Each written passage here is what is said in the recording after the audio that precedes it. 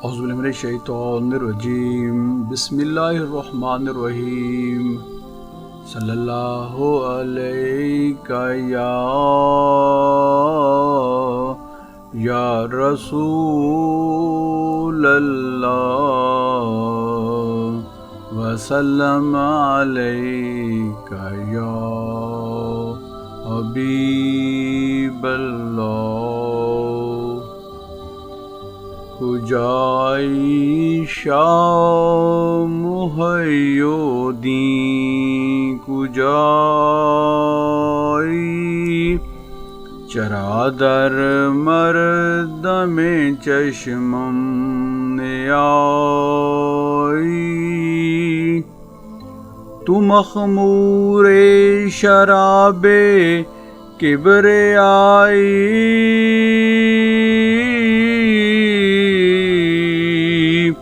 تو منظور جناب مصطفی۔ منقول ہے کہ جب قطب ربانی محبوب سبحانی سید عبد القادر جیلانی رضی اللہ تعالیٰ عنہ واز کے لیے ممبر پر تشریف رکھتے اور الحمدللہ کہتے تو روئے زمین کا ہر ولی حاضر و غیب خاموش ہو جاتا۔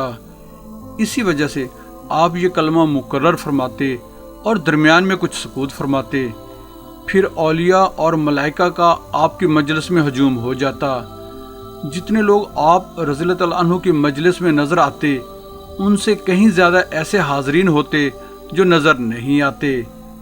آپ رضی اللہ تعالیٰ عنہ کے ایک ہم عصر شیخ فرماتے ہیں کہ ایک دن میں نے جنات کی حاضری کے لیے وظیفہ پڑھا، لیکن کوئی جن حاضر نہ ہوا۔ بہت دیر بعد چند جن حاضر ہوئے۔ میں نے تاخیر کا سبب پوچھا تو کہنے لگے کہ ہم حضرت شیخ عبد القادر جیلانی رضی اللہ تعالیٰ عنہ کی مجلس واعظ میں حاضر تھے۔ برائے مہربانی جب حضرت شیخ رضی اللہ تعالیٰ عنہ واعظ فرما رہے ہوں تو ہمیں نہ بلانا۔ میں نے دریافت کیا کہ کیا تم بھی ان کی مجلس میں حاضر ہوتے ہو؟ کہنے لگے کہ آدمیوں کے اجتماع سے زیادہ اجتماع ہم جنات کا ہوتا ہے، اور ہم میں سے اکثر قبائل حضرت شیخ رضی اللہ تعالیٰ عنہ کے دست مبارک پر اسلام لے آئے اور اللہ تعالیٰ کی طرف راغب ہو گئے۔ روایت ہے کہ ایک روز آپ رضی اللہ تعالیٰ عنہ واعظ فرما رہے تھے کہ اچانک چند قدم پر اڑ کر فرمایا کہ اے اسرائیلی توقف کر اور محمدی کی بات سنتا جا۔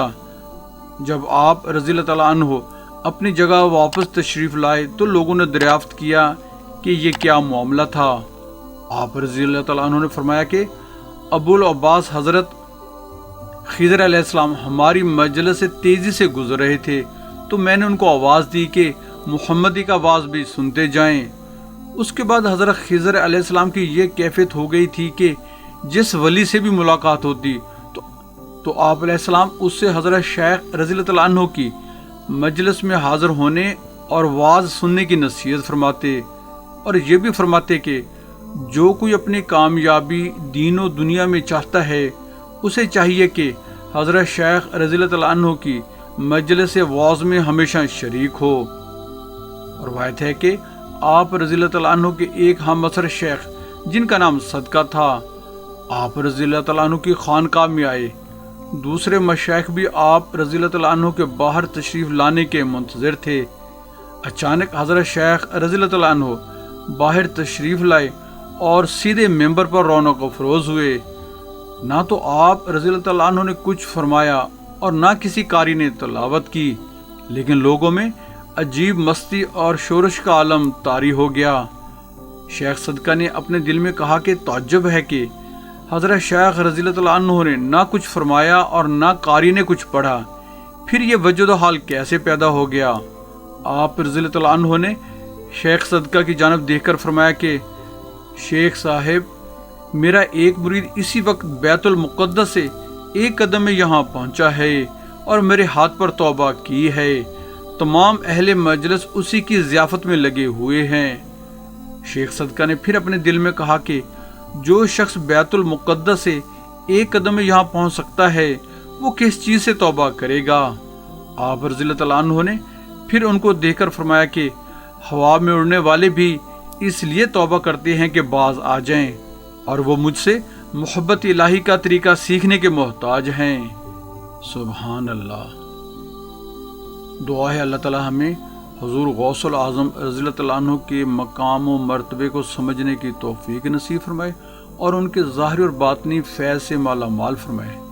بہن اور بھائیوں، ایک لوویبل ریکویسٹ ہے کہ ہمارے چینل کو سبسکرائب کر کے بیل آئیکن پر کلک کر لیں، آل کو چیک ان کر لیں، ہماری ویڈیوز کو اپنے حلقہ احباب میں شیئر کریں۔ دعاؤں کی درخواست ہے۔ جزاک اللہ۔